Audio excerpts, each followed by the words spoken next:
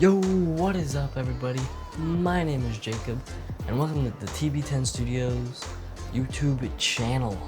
Today we are going to be talking about photo editing. Now I know this is more of a film-based channel, but TB10 Studios does also offer photography options. We don't just do commercial filmmaking, we don't just do movies or real estate filmmaking and things like that. No, we don't just do that.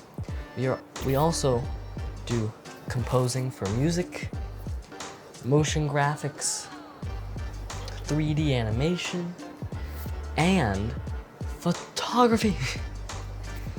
We do wedding photos, we do real estate photography, we do just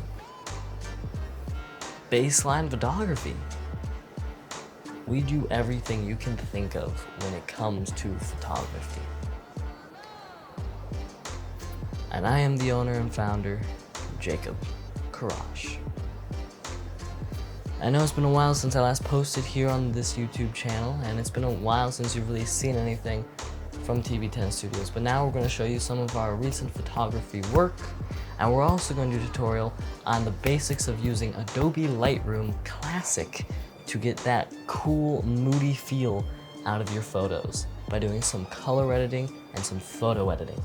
Because I realized recently that editing is a very important thing to get that look that you want. You can't just go straight out of the camera. You really have to hone in and then really be able to customize it to your ability to get it to look just the way you want it to. And so I'm still sticking with the agreement that I made a while back in my last post, which was a YouTube short of filming with only my iPhone. So I set up my studio here where I am filming with my iPhone SE 2nd generation. Right now I'm shooting at 1080p at 24 frames per second using the Filmic Pro app, which is $15 on the Apple Store. Totally worth it. It's so you can have full manual control over everything coming out of your camera. I'm shooting at shutter speed of 1/48th, which is the 180 shutter speed rule, and that is standard. I am also shooting at an ISO of 300, and that's just kind of what worked best for the scene. And I'm using a lavalier microphone hooked up here, but that's only because I didn't want to use the onboard phone microphone due to the about arm's length distance the phone is away from me.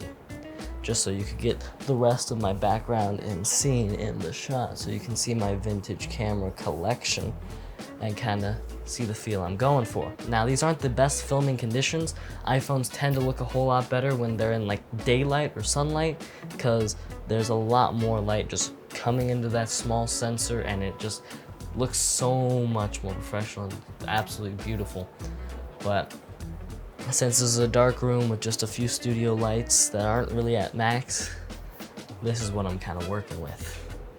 And this was just an easy setup because I am sick right now. I do have strep throat actually, and I wasn't feeling so great today and didn't want to spend like an hour just setting up all of my stuff and filming one video and then taking it all down, because I'm not filming a bunch of videos today and then just bring it out. I'll do that tomorrow, at least that's the plan. But so let's hop over to the computer and show you some of the examples that we've done and show you the basics of how to use Lightroom Classic to make your photos go from pretty good out of camera or really crappy out of camera to looking frickin' amazing with a click of a few buttons. So let's go. So this is Lightroom Classic, and this is a random photo that I took at my school, and these are my boys. So pretty much you see there's a bunch of presets, and here are some of the presets that I've made myself, but none of them will really work for this specific scene. So I've really got to work with it myself. So we're gonna go to basic because we want to start off here, and the white balance looks just fine here. Looks fine. And what I want to do is I want to bring the highlights down, kind of save some of that, so then you can see a little bit more up here. I shot this at ISO 100, 28 millimeters, f-stop 3.5, and 1/640th of a second, just so y'all know the stuff I did. We can get rid of some of the like high detailed whites, because it's shadows. Let's bring up the shadows like to the max, just so we can see. If I zoom in, you can see there's some noise in the shadows, but that's okay. I'll just bring down the highlights as much as possible, and bring down the whites. Now what I'm gonna do, I'm gonna bring up the blacks just a tad bit. After that, I'm just gonna increase texture just slightly, so we get a little bit more detail there. Then I'm gonna go tone curve, give this a little bit more contrast, so we're gonna bring this down just a little bit to give it some contrast, and this up a little bit so it has some of its own contrast.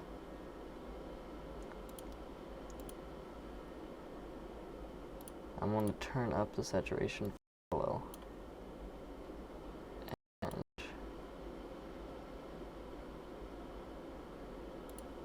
and then I'm going to go lens correction. We're going to do chromatic aberration, so it should get rid of some chromatic issues.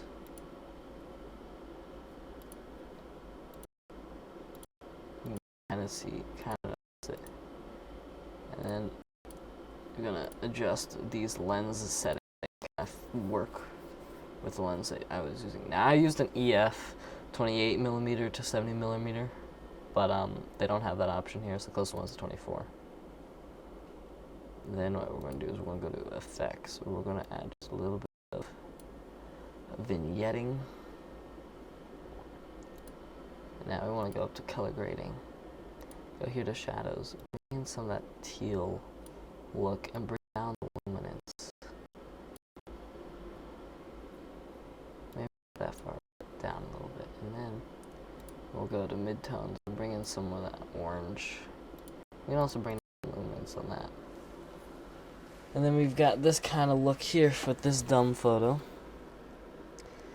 Now this is not one of the best like photo scenarios, and we could do a lot better. So like let me go grab, hit import here, and then go through the files and grab just a different one that might work a little bit better. Like let's say I wanted to use this one, not that one. That's not the one I meant to click. Let's go through my giant photo list. Let's find a photo that doesn't look so good. That really does not look so good. Like, let's see here. Well, it's okay. It's an okay one. It's not the best. Let's just go for this one. Let's do this one. Let's see what we're working with here. So we've imported it. This is what we're working with. Not super sharp, not super great. Gonna go up to basics. Don't mind my stomach growling over there. I am, not feeling greatest. We're gonna bring down the highlights just a little bit. Bring up the shadows a bit so we can just see a little bit more. And then just bring up texture, and then dehaze a little bit. Really matters if you have a lot of, haziness in the image. Clarity, you can max out clarity to get like old war footage to really get like that really warm light, and then that just becomes a lot blurrier and not as interesting. So like right about there, 26 will work, because 0, 20, 30, 26, go 26. There we go. And then bring up the vibrance, because there's a difference between saturation, tell, and vibrance, which kind of just gets the basic colors. Well, as you can tell, it's very vibrant. So let's just bring it from there to 40. 40 should work just fine. Then we're just gonna, oopsie doopsie, didn't mean to click that. Bring up the highlights and the contrast. Kind of bring down the shadows. Up the red and bring down the teal. Bring up the green. Bring down magenta. Bring up the blue. Bring down the yellow. Then I want to go for more of that teal look right there, so we're going to do that. And actually, yeah, let's go back to tone curve. Let's go here and let's bring the yellowy look here. There we go. And then I'm gonna go to HSL. I'm gonna go hue. And make it like a kind of like not a super green, but we can make this more of an autumny looking.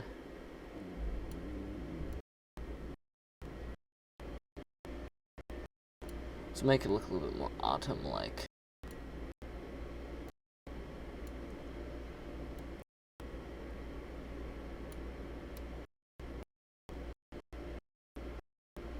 No, let's not mess with that.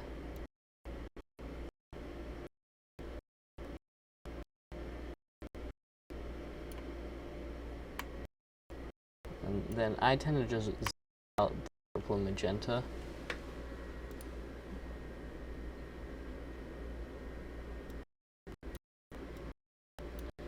Yeah, you just get rid of the purple and magenta.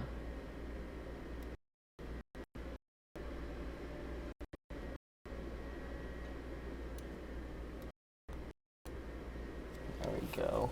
We kind of get that like autumn, more of an autumn look here. And then a little bit more yellow to the image. And then when you get to shadows, you can bring a little bit of that teal in there and bring down the image just a tad bit. And then you can kind of adjust the blending.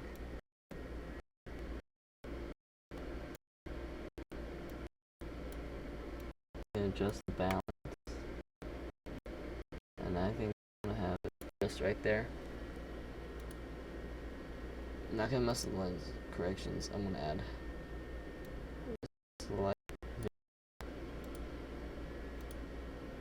calibration. You can also mess with, change tones.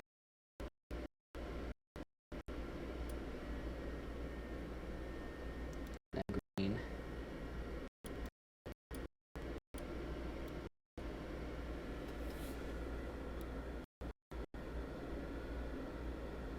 And also the overall blues.